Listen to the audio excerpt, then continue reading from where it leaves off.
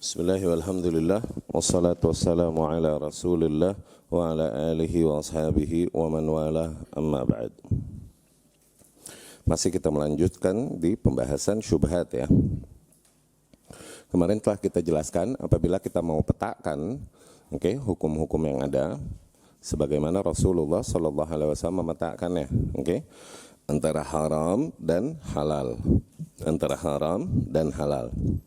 Border antara kedua hal tersebut itulah yang dikatakan syubhat. Yang seringkali nggak jelas bagi kebanyakan manusia.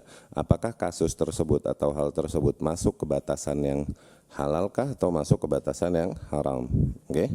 Namun kemudian juga dengan istiqra, yakni dengan membaca nilai-nilai yang lain, dapat nilai-nilai yang kita simpulkan dari fatwa para ulama. Ada hal-hal yang sifatnya di atas bukan hanya masalah halal haram, tapi lebih kepada wara, ya, kewaspadaan.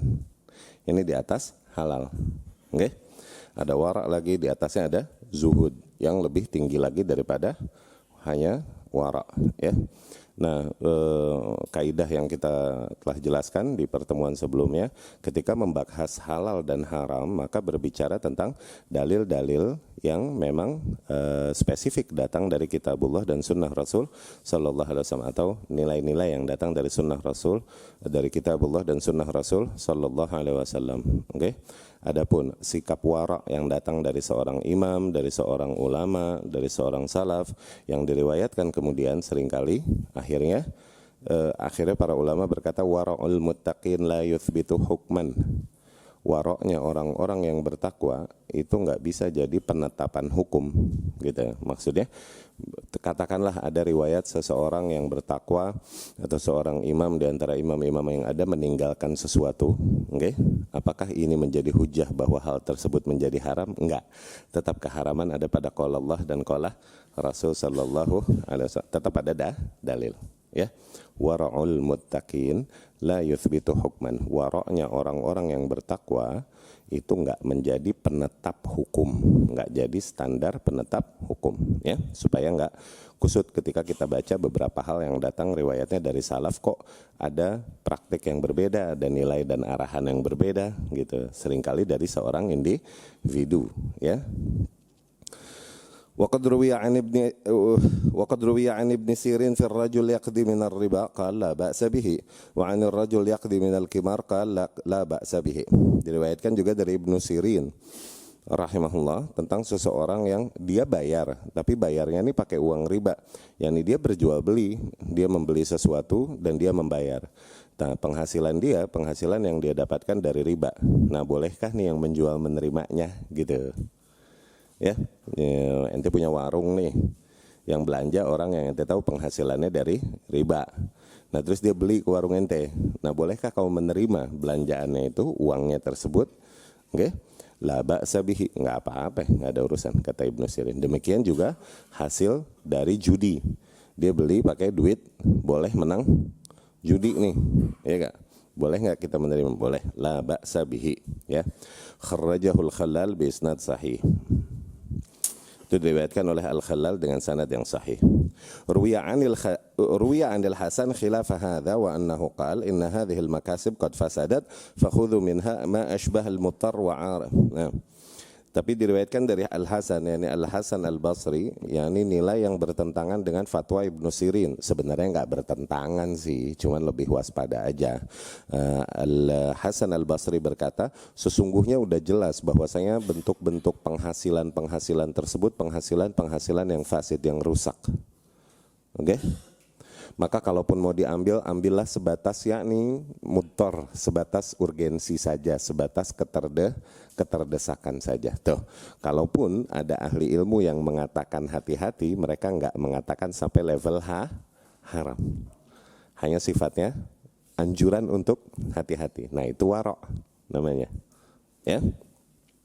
Wa'arad al-Marwazi, tapi al-Imam al-Marwazi malah benar-benar bertolak belakang, yakni membantah pendapat yang datang dari Ibnu Sirin dari Ibnu Mas'ud dan Salman, dan juga pendapat yang datang dari Ibnu Mas'ud dan Salman Al-Farisi, ma'ruya an Abi Bakar As-Siddiq radhiyallahu anhu annahu akala ta'aman thumma ukhbir annahu min haram fastaqa'ah.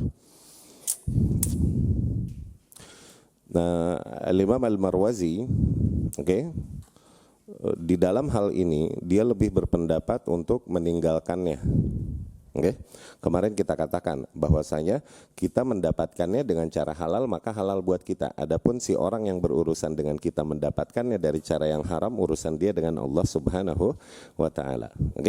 Tapi Al-Imam Al-Marwazi, ya kan, malah lebih cenderung dia mengatakan haram dan berhujjah dengan yang diriwayatkan dari Abu Bakar radhiyallahu anhu. Abu Bakar jadi punya gulam, punya budak gitu, dan kemudian budaknya ini datang suatu hari membawa makanan, datang membawa makanan, kemudian dimakanlah makanan tersebut oleh Abu Bakar radhiyallahu anhu. Setelah makan, barulah nih gulamnya berkata kepadanya bahwasanya, tahukah kau apa itu? Katanya, apaan? Katanya.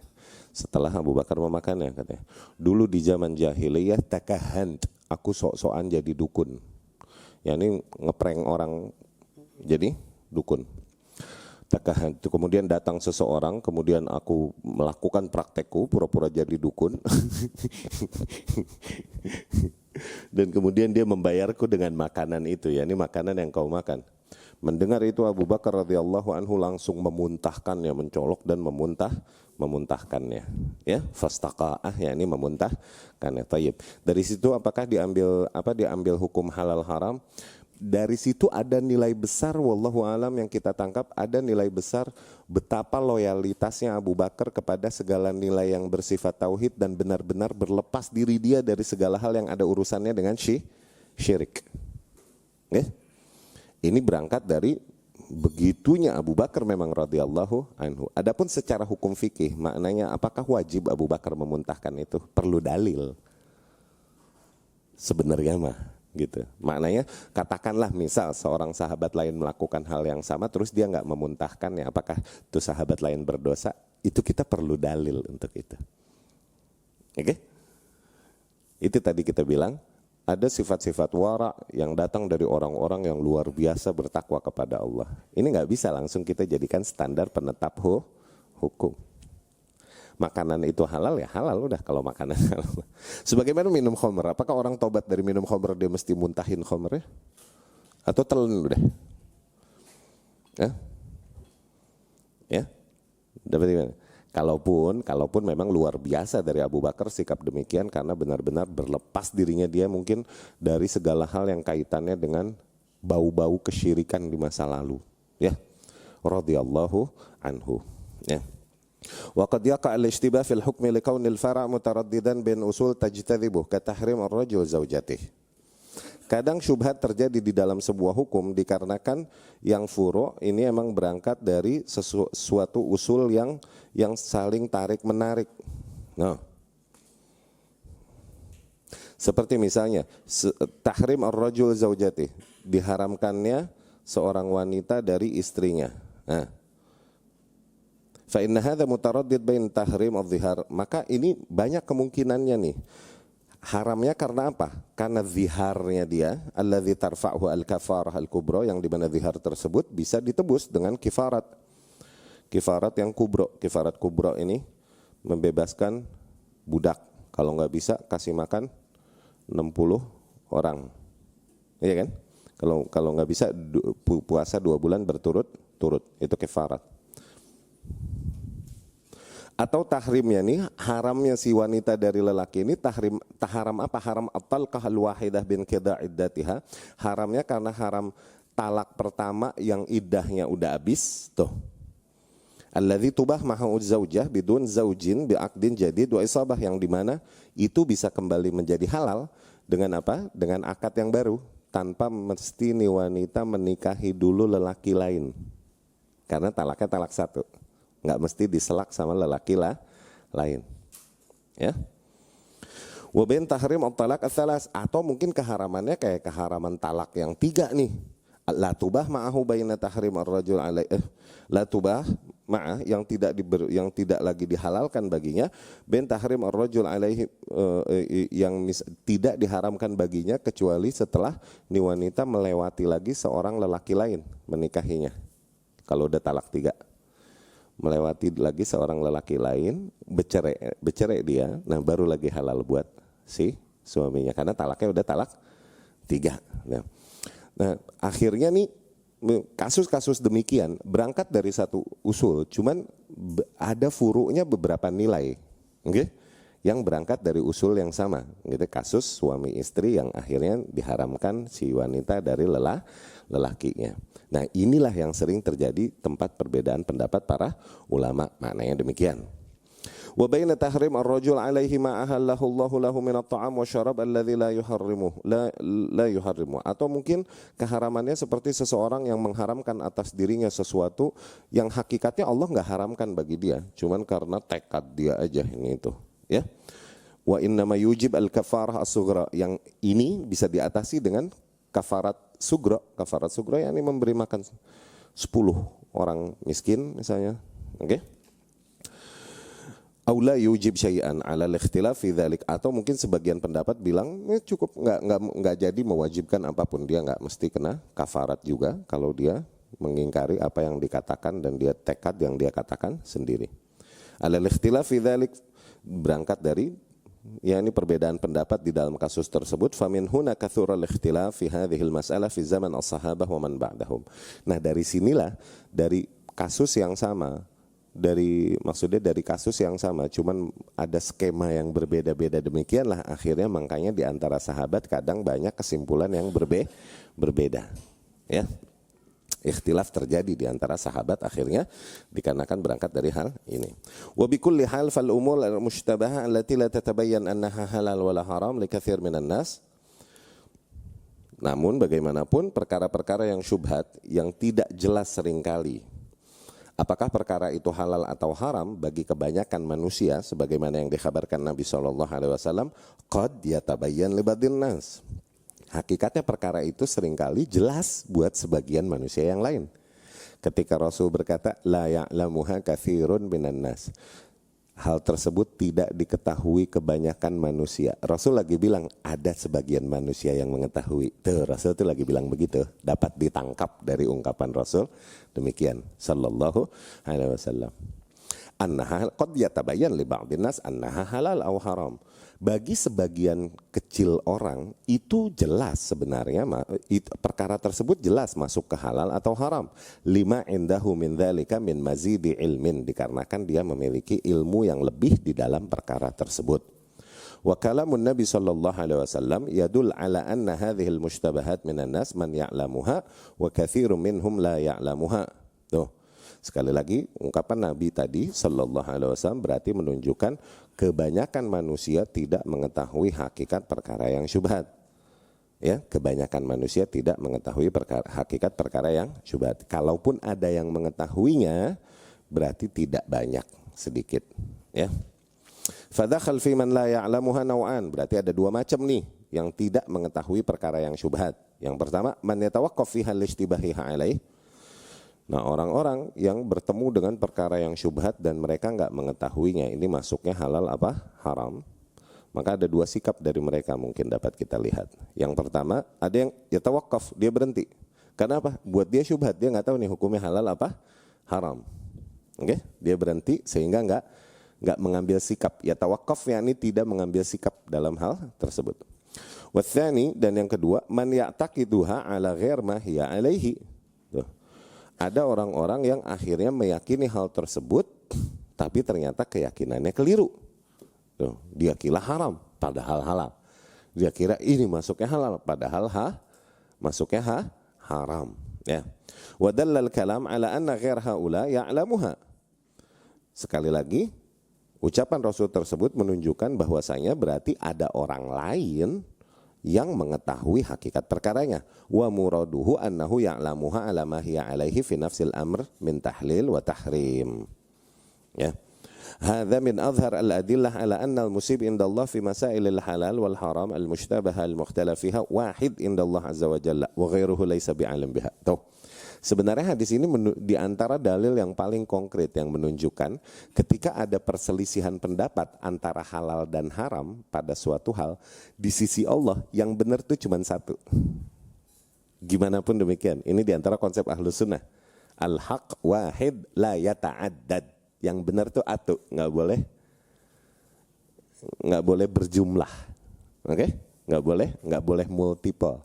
Yang benar tuh harus satu, nggak boleh multiple. Jadi nggak ada pendapat ya udah dua-duanya benar. Enggak. Ini pendapat orang-orang yang emang hakikatnya berpaling dari kebenaran atau nggak punya skill yang cukup untuk melakukan penelitian atau nggak punya hati yang cukup untuk menghadapi ikhtilaf. Ya kan? Sebagian orang malas melihat perselisihan yang ada, dia nggak mau tahu mana hak mana batil, dia bilang ya udah semuanya benar, semuanya nggak bisa. Ini mindset yang keliru. Hak di sisi Allah itu satu. Oke? Cuman ada perkara-perkara yang dimana perbedaan pendapat di situ emang dikasih ke lapangan oleh Allah Subhanahu Wa Taala. Ada perkara-perkara yang emang sifatnya dogmatif dan nggak boleh ada perbedaan pendapat di situ. Ya, ada perkara yang sifatnya usul, ada perkara yang sifatnya ijtihadiyah atau furu. Ya.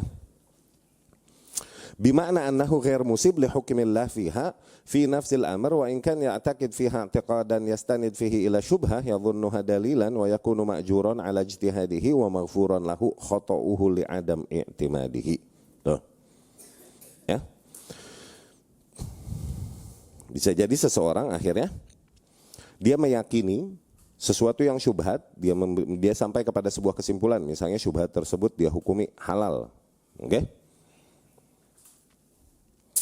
Tapi berangkat dari suatu keyakinan yang dia bersandar, yakni suatu hujah yang dia bersandar kepadanya. Ya. Nah, di dalam hal tersebut dia ma'jur ala ijtihadih, dia mendapatkan pahala dari upayanya yang dia lakukan untuk bersandar kepada kebenaran, untuk mencari kebenaran. Maghfuran lahu, dan diampuni baginya khoto'uh kalaupun dia salah. Ya, li'adam i'timadih. Karena dia tidak terhitung orang yang mengambil keputusan tersebut berangkat dari hawa nafsunya, tapi berangkat dari ilmu yang ada padanya, gitu. Kalaupun salah akhirnya di dalam menghukuminya, ya. Kemudian sabda Rasul sallallahu alaihi wasallam, "Faman ittaqa syubuhat faqad istabra'a li dinihi wa 'irdi." Barang siapa yang waspada, menjauhkan dirinya dari perkara-perkara yang syubhat, maka dengan itu dia telah menjaga agamanya dan menjaga nama baiknya. Wa man waqa'a fi syubuhat waqa'a fil haram, dan barang siapa yang terjerumus ke dalam perkara yang syubhat, maka dia terjerumus ke dalam perkara yang haram. Ya. Di sini terlihat Rasul sallallahu alaihi wasallam membagi para manusia di hadapan perkara-perkara yang syubhat ke dalam dua bagian. Hadza innama huwa binisbah ila man hiya mushtabah. Ini apabila dilihat dari sisi memang hal tersebut syubhat bagi mereka, yakni bagi orang-orang yang melihat perkara tersebut syubhat, okay? Rasul membagi mereka ke dalam dua bagian. Ya. Ada sebenarnya bagian yang ketiga, qismun tsalits, man kana aliman biha wattaba'a ma dallahu ilmuhu 'alaiha falidzalika qismun tsalits. Ada orang-orang yang memang akhirnya memilih sebuah sikap mengikutinya, emang berangkat dari ilmunya dan dia mengikuti apa yang ditunjukkan oleh ilmu yang ada padanya. Nah, ini adalah orang ketiga, yakni kelompok ketiga. Ini nggak mesti kita sebut karena udah jelas hukumnya mereka. Ya. Fa inna hadzal qism afdalul aqsam ats-tsalatsah. Bagian yang tersebut adalah yakni bagian yang paling utama dari tiga bagian tersebut. Li'annahu 'alima hukmallah fi hadhil umur, dikarenakan dia mengetahui hakikat hukum Allah di perkara-perkara tersebut, al-mushtabahah 'alan nas, yang bagi kebanyakan manusia perkara tersebut syubhat. Wattaba'a ilmahu fi dzalik, dan dia mengikuti ilmunya ya di dalam hal tersebut. Wa amma man lam ya'lam hukmallah fiha fahum qisman. Adapun bagi orang-orang yang memang melihat perkara tersebut masih syubhat, okay, mereka tidak mengetahui hukum Allah di situ apa sebenarnya, maka mereka ada dua macam, katanya begitu. Jadi begini, dari sabda Rasul sallallahu alaihi wasallam, barang siapa yang berhati-hati dari perkara syubhat, maka dia telah menjaga dirinya dan menjaga nama baiknya dan agamanya. Dan barang siapa yang terjerumus ke dalam syubhat, dia terjerumus ke dalam yang haram. Berarti dari ungkapan Rasul itu dapat ditangkap. Bagi mereka yang kasus itu emang syubhat, ada yang menahan dirinya, ada yang nyemplung. Oke? Manusia di hadapan syubhat tuh ada sikap-sikap itu. Ada orang-orang yang menahan dirinya demi menjaga agamanya dan nama baiknya karena hal itu syubhat buat dia. Ada tipe orang kedua, hal tersebut syubhat buat dia, dia masih nyemplung juga, padahal syubhat buat dia. Ya kan? Tapi ada tipe orang yang ketiga, ini yang keren. Orang-orang yang memiliki ilmu dari Allah Subhanahu wa taala dalam hal tersebut. Ini mah buat mereka enggak syubhat. Nah, tipe yang ketiga inilah orang yang maksudnya tipe yang paling mulia dari tiga tipe yang ada ini. Afdalul aqsam ats-tsalatsah. Maksudnya begitu jauh. Ya, kalau pakai bahasa kita mah. Ya. Adapun yang tadi nih, yang dua tipe tadi yang emang melihat hal tersebut adalah sesuatu yang syubhat, oke? Yang pertama, man yattaqi hadhihi syubhat listibahiha alaih. Tadi kita katakan, kelompok pertama orang-orang yang menahan diri dari perkara syubhat tersebut. Karena apa? Syubhat bagi mereka abu-abu, buat mereka nih halal apa haram nih. Udah deh, tahan diri deh, nggak tahu gue. Tuh, gitu kan? Fahadha qad istabra lidinihi wa irdih. Nah, sikap itu tepat. Dia telah menjaga nama baiknya dan menjaga agamanya. Nah, wa ma'na istabra talab al-bara'ah lidinihi wa irdihi minan naqas wasyin. Maknanya dia dengan itu lebih mengusahakan untuk menjaga nama baiknya dan menjaga agamanya dari celaan, gitu maksudnya. Ya. Wal ird, yang dibilang ird maksudnya nama baik ya. Maudhi' al-madah wa dhamm min al-insan. Tempat pujian dan celaan yang ada pada seorang individu. Wa ma yahsulu lahu bi dzikrihi bil jamil madhun bi dzikrihil qabih qadhun. Sesuatu yang dengannya ketika disebutkan kebaikan maka jadi pujian, dan ketika disebutkan keburukan maka jadi buruk. Wa qad yakun dzalika tara fi nafsil insan wa tara fi salafihi aw fi ahli. Faman ittaqal umur al-mushtabahah, terlalu panjang ini pembahasan al-Imam rahimahullah. Faman ittaqal umurul mushtabahah wajtanabaha, pokoknya gimana pun, siapapun yang menjaga dirinya dari perkara-perkara yang syubhat tersebut dan dia menjauhkan dirinya darinya, faqad hassana irdah, dengan itu dia telah membentengi nama baiknya, minal qadah wasyin, dari celaan-celaan dan tuduhan-tuduhan ad-dakhil ala man la yajtanibuha, yang seringkali celaan dan tuduhan tersebut terjadi pada orang-orang yang tidak menjaga dirinya dari perkara syubhat itu, gitu. Ya. Wa fi hadza dalil ala anna man irtakaba syubhat faqad arada nafsahu lil qadah fihi wa ta'an, kama qala ba'du salaf, man arad nafsahu lit-tuham fala yalumanna man asa'a dhanna bihi. Di dalam sikap ini, di dalam nilai ini dapat kita ambil sebuah dalil bahwasanya barang siapa yang memasuki area yang syubhat, maka dia dengan sendirinya telah menempatkan dirinya untuk terkena celaan dan tuduhan dari para manusia, sebagaimana yang dikatakan oleh para salaf. Man arada nafsahu lit-tuham, barang siapa yang menempatkan dirinya di tempat tuduhan dan celaan, memang sengaja lu sih ke situ-situ, fala yalumanna illa nafsah, maka jangan dia salahkan kecuali dirinya sendiri, ya. Yani ente jangan, maksudnya jangan kesel kalau dibilang bahwasanya manhaj ente tercela dan gak beres, ente bersama ahli bid'ah. Kenapa? Lu sih duduk mulu sama dia, tuh gitu. Lu sih sering bareng sama mereka, tuh. Akhirnya terkena cela, ya jangan kau salahkan kecuali dirimu sendiri. Lu sih bertingkah begitu, oke? Man arada nafsahu lit-tuham fala yalumanna illa nafsah. Barang siapa yang menempatkan dirinya di tempat celaan dan tuduhan, maka jangan salahkan orang lain, salahkan dirinya sendiri. Fala yalumanna man asa'a dhanna bih. Jangan dia salahkan orang-orang yang akhirnya berburuk sangka padanya. Lu sih naruh diri lu di situ. Begitu. Ya. Dan di dalam riwayat Imam Turmudzi berkaitan dengan hadis ini, faman tarakaha istibra lidinihi wa irdihi faqad salim. Barang siapa yang meninggalkan perkara-perkara syubhat demi menjaga agamanya dan nama baiknya, dengan itu dia telah selamat. Tuh. Wal makna, maka maknanya annaman tarakaha bihadzal qasad wa huwa bara'ah dinihi wa irdihi 'anil naqas la li ghardin akhar fasid min riya' wa nahwih. Tuh. Tapi yang dimaksud Rasul sallallahu alaihi wasallam di sini, barang siapa yang meninggalkan perkara syubhat tersebut memang berangkat dari ikhlas dan tulusnya menjaga nama baiknya dan menjaga agamanya. Bukan buat tujuan lain nih. Bukan karena riya dan hal-hal yang serupa dengannya tuh. Dia menjauhkan dirinya dari hal tersebut bukan lagi pencitraan di antara manusia, bukan. Bukan karena dia memang ikhlas karena demi menjaga nilai agama dan nama baik pada dirinya, bukan lagi mencari engagement juga, bukan.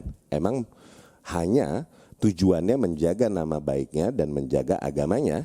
Oke, bukan tujuan lain yang rusak, fasid min riya, dari seperti riya dan lain-lain. Wa fihi dalilun ala anna talabal bara'ah lil 'irdi mamduhun ka talabil bara'ah lid din. Di dalam hadis ini juga terdapat dalil bahwasanya upaya menjaga nama baik kita itu hakikatnya adalah sebuah aktivitas yang mulia, sebagaimana seseorang berupaya untuk menjaga agama pada dirinya. Maka dari situ diriwayatkan juga kullu ma waqa bihil mar'u 'irdahu fahuwa shadaqatun. Segala hal yang dengannya seseorang, semua sikap, semua aktivitas yang dengan itu seseorang menjaga nama baiknya, itu hakikatnya sedekah buat dia, yakni amal saleh buat dia. Oke? Dia nggak mau ke sono. Kenapa? Di sono ada orang-orang yang menyimpang dan bergabung ini itu. Tuh, dia nggak mau ke sono, dia menjaga dirinya dan nama baiknya. Sikap ini sedekah hitungannya dari dia. Oke? Yakni amal saleh. Ya.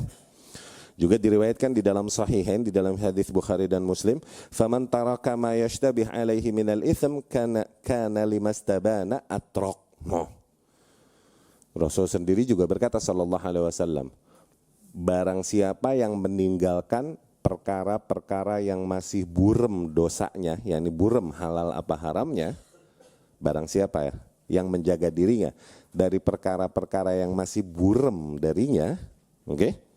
Maka orang demikian kepada perkara-perkara yang emang udah lebih terang, fix, oke? Dia akan lebih waspada. Nah, paham nggak? Orang kalau misalnya syubhat dan dia berani nerobos, ini jadinya lemah. Nanti yang terang-terangan haram juga dia berani nerobos, gitu. Tapi orang kalau emang dia biasa didik jiwanya untuk menjaga dirinya dari sesuatu yang buram, nggak tahu nih halal apa haram, oke, dia biasa mendidik jiwanya demikian, nanti kepada sesuatu yang emang udah fix haram, dia lebih waspada dan lebih jauh. Ya. Karena demikianlah jiwa. Emang berubahnya itu sedikit demi sedikit, nggak langsung pindah, enggak. Oke? Tapi memang sedikit demi sedikit digeser. Orang yang overdosis itu, bro, OD, itu nggak langsung pertama kali make OD, bro. Iya gak? Dia pakai dulu berapa ya, nambah dosisnya berapa, baru dia lewat OD itu overdosis. Enggak pertama kali pakai langsung overdosis, enggak. Oke? Demikian juga perkara yang halal dan halal. Demikian Yahudi, itu jiwa manusia udah. Demikian Yahudi, mereka dibisikin syaitan dengan segala pelanggaran dan kekurang ajaran kepada para nabi. Oke? Kerjain deh, rewelin deh. Ya kan tanya lagi, padahal udah jelas tanya lagi, bikin kesel, fitnah deh, rusak nama baiknya deh, ingkarin dakwahnya deh. Ya kan, semua keburukan akhirnya telah mereka lakukan kepada para nabi dan rasul. Yahudi nih, sampai mereka bertanya satu sama lain, apa lagi yang belum kita lakukan Tuh gitu. Di situ syaitan masuk, bunuh tuh nabi, tanggung. Tuh. Jadi nggak pertama kali pengingkarannya langsung ngebunuh nabi, kagak. Iya kan?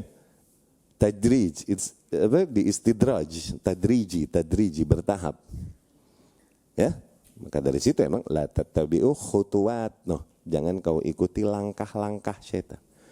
Karena emang langkahnya bertahap. Nah demikian perkara yang syubhat, dianjurkan kita untuk meninggalkannya supaya kita lebih waspada dari perkara yang memang fix haram. Apabila memang perkara tersebut syubhat bagi kita, maka kita tinggalkan. Itu lebih waspada. Ya. Faman taraka ma yashtabih alaihi minal itsmi kana limastabana atraqtuh. Maka barang siapa yang meninggalkan suatu dosa yang mungkin masih syubhat baginya, maka orang tersebut dari hal-hal yang emang terang-terangan dosa, dia pasti lebih jauh gitu, lebih meninggalkan. Yakni anna man taraka al-itsma ma ishtibahihi alaihi wa adam tahaqquqihi fa huwa aula bi tarkihi idza istabana lahu annahu itsmun. Wa hadza idza kan tarkuhu taharruzan minal itsm. Itu sekali lagi kita lagi ngomongin apabila dia meninggalkan dosa tersebut sifatnya memang untuk menyelamatkan dirinya dari dosa. Fa amma man yaqsudu at-tasannu linnas tuh. Adapun orang-orang yang melakukan sifat demikian tapi tujuannya adalah emang untuk mencitrakan dirinya di hadapan manusia, tuh menghindari hal-hal tersebut sifatnya untuk engagement. Oke, fa innahu la yatruk illa ma yadhunnu annahu mamduhun indahum. Orang-orang demikian hanya akan meninggalkan nilai-nilai yang dia tahu sikap tersebut akan menjadi pujian-pujian di antara manusia. Tuh. Ya. Yakni motivasinya kalau bahasa kita ya, motivasinya meninggalkan itu apa? Emang untuk menjaga diri dari dosa atau emang untuk mencari perhatian dan decak kagum manusia, ya. Al-qismu tsani. Nah, tipe kedua orang-orang yang menghadapi perkara yang syubhat tadi nih. Tadi kan orang-orang yang pertama, tipe pertama, mereka menjauhkan dirinya karena itu syubhat bagi mereka. Oke? Baru bicara motivasinya. Lillahi ta'ala kah? Demi menjaga agamanya dan demi menjaga nama baiknya, atau berangkat dari tasannu' linnas, yakni penampilannya, pencitraannya di antara manusia. Tipe yang kedua, mereka menghadapi yang syubhat nih, yaqa fi syubuhat ma'akauniha mustabiha indah. Dia nyemplung di yang syubhat itu padahal udah tahu itu syubhat bagi dia. Dia nggak tahu ilmunya nih halal apa haram. Cuman dia sikat juga udah deh pokoknya. Iya kan? Fa amma man ata syai'an mimma yadhunnuhu an-nasu syubhah li ilmihi bi annahu halal fi nafsil amri fala haraj alaihi min Allah fi dzalik. No. Kalau kita lagi berbicara seseorang yang akhirnya masuk ke dalam perkara yang syubhat, di antara para manusia kasus itu syubhat, nggak jelas hukumnya halal atau haram, oke? Tapi dia tetap mengambil hal tersebut, dia tetap nyemplung ke situ. Berangkat emang dari ilmunya, dia tahu hakikatnya itu halal, tuh. Ini kan tipe yang ketiga tadi, oke? Maka hakikatnya dia emang nggak salah, falah haraj, oke? Nggak ada celah baginya di sisi Allah karena memang dia mengikuti ilmu yang ada padanya. Lakin idza khasyiya min ta'nin nas alaihi bidzalik kana tarkuha hina idzin istibra'un li'irdihi fayakunu hasanan. Tapi baik juga kalau dia mau meninggalkan hal tersebut. Dikarenakan apa? Nanti jadi bahan celaan manusia, katanya begitu. Ya, baik juga, hasan juga, boleh. Oke? Okay? Wa hadza kama qala Nabi, ini sebagaimana yang diungkapkan Nabi SAW, liman ra'ahu waqifan ma'a Safiyyah, bagi orang-orang yang sedang berdiri bersama Safiyyah radhiyallahu anha, innaha Safiyyah bintu Huyai. Jadi malam-malam lagi, kalau nggak salah yang itikaf deh, Safiyyah datang radhiyallahu anha ummul mukminin menghampiri Nabi SAW, dan pas dia mau balik malam itu Nabi SAW mengantarkan Safiyyah, dan gelap dulu kan ya, belum ada lampu, ya kan? Ada sahabat lain lewat dua, terus buru-buru begitu ngelihat Nabi sama wanita, terus buru-buru begitu gitu. Nabi SAW dengan wanita istrinya sebenarnya nggak masalah, ya kan? Cuman takut juga jadi fitnah nih. Akhirnya Nabi teriak kepada kedua orang ini, mahlan, pelan-pelan, innaha Safiyyah binti, ini Safiyyah binti Huyai kok, maksudnya istriku gitu. Akhirnya ini para sahabat berkata, subhanallah ya Rasulullah, ya ini masa kita mikir yang enggak kepadamu ya Rasul, begitu. Tapi tetap Nabi mengupayakan itu sallallahu alaihi wasallam. Safiyyah binti Huyai radhiyallahu anha. Wa kharaj Anas ilal Jum'ah. Demikian juga sikap yang diriwayatkan dari Anas radhiyallahu anhu. Anas Ibnu Malik yang radhiyallahu anhu suatu hari pergi sholat Jumat. Taunya dia kesiangan berangkatnya. Pas dia lagi berangkat, orang lagi bubar. Itu posisi paling nggak enak tuh. Suka ngalamin nggak lo? Hah? Oke? Tayyib. Anas radhiyallahu anhu, mungkin nggak dia sengaja meninggalkan sholat Jumat? Mungkin nggak sengaja-sengaja dia telat. Oke? Oke? Nah, ada terjadi kasus itu pada Anas radhiyallahu anhu. Nah, beradanya dia di situ akhirnya kan jadi tempat celaan manusia kan? Iya kan? Karena dia nggak pulang dari masjid baru berangkat, ini jadi bahan celaan nggak jadi dari manusia, iya kan? Nah itu tempat syubhat tuh itu. Padahal dia nggak berangkat dari yang haram nih, iya kan? Nggak berangkat dari suatu pelanggaran. Katakan dia punya uzur syar'i dalam hal tersebut. Nah Anas radhiyallahu anhu pada saat itu terjadi begitu. Qad shallaw wa raja'u. Manusia udah pada kelar sholat dan lagi OTW pulang. Fastahya, Anas malu, wa dakhala maudhi'an la yarahun nas. Akhirnya dia mendatangi sebuah tempat yang kira-kira nggak kelihatan orang, yakni ngumpet. Oke? Waqal, dan pada saat itu Anas berkata, man la yastahyi minan nas la yastahyi minallah. Ajib. Barang siapa yang nggak malu dari manusia, maka dia nggak malu dari Allah. Okay? Bukan karena Anas melakukan kesalahan nih dia itunya, bukan, tapi karena malu dan menutup hal tersebut dari manusia. Okay? La yastahi minallah. Itu diriwayatkan Imam At-Tabrani marfu'an, tapi ini riwayat dhaif ya, dhaif. La yasih. Wa in atadzalika li'tiqadihi annahu halal imma bijtihad sa'igh atau taqlid sa'igh. Nah, adapun orang yang akhirnya mengambil sesuatu yang syubhat tersebut, berangkat dari keyakinannya itu hakikatnya halal, nggak syubhat. Oke? Entah berangkat dari ijtihad yang wajar, ijtihad sa'ir yakni ijtihad yang nggak ngaco, ijtihad yang memang ada contohnya, atau ijtihad yang memang berangkat dari kaidah-kaidah yang dibenarkan di dalam konsep Ahlus Sunnah, itu yang dibilang ijtihad sa'ir. Atau taklid sa'ir, atau berangkat dari taklid sa'ir, yakni umumnya manusia mengikuti pendapat itu, umum, common. Akhirnya dia mengambil sesuatu yang syubhat itu karena itu sesuatu yang common berjalan pada para manusia, mengambil pendapat bahwasanya hal tersebut halal, gitu. Oke? Wa kana mukhti'an fi i'tiqadihi, taunya ternyata di sisi Allah salah nih. Ternyata hal tersebut haram. Oke? Fa hukmuhu hukmul ladzi qablah, maka hukum dia hukum yang sebelumnya. Tuh, yang ini semoga diampuni baginya. Semoga diampuni baginya. Berangkat dari ijtihad, dia dapat pahala 1. At least. Ya. Berangkat dari ijtihadnya atau taklid kepada ahli ilmu, bukan hawa nafsu yang dia buat-buat sendiri. Oke? Fa in kana al-ijtihad dha'ifan, tapi kalau ijtihadnya ijtihad yang ngaco tuh enggak sa'ir. Ini dalilnya di dalam ijtihad nih, kaidahnya enggak berangkat dari kaidah yang hak nih, ngaco emang nih. Oke? Awit taklid ghair sa'ik, atau dia taklidnya taklid ulama-ulama yang zilah di situ. Oke? Enggak sa'ir, enggak umum orang mengikuti pendapat tersebut. Inna hamala alaihi mujarrad ittiba'al hawa, yang ada dia mengikuti pendapat tersebut hanya karena ngikutin hawa nafsunya doang. Fa hukmuhu hukmu man atahu ma'ashtibahihi alaihi, maka dia terkena hukum orang yang masuk ke dalam perkara tersebut padahal hal itu syubhat baginya. Tuh, dikhawatirkan baginya dosa. Maknanya begitu.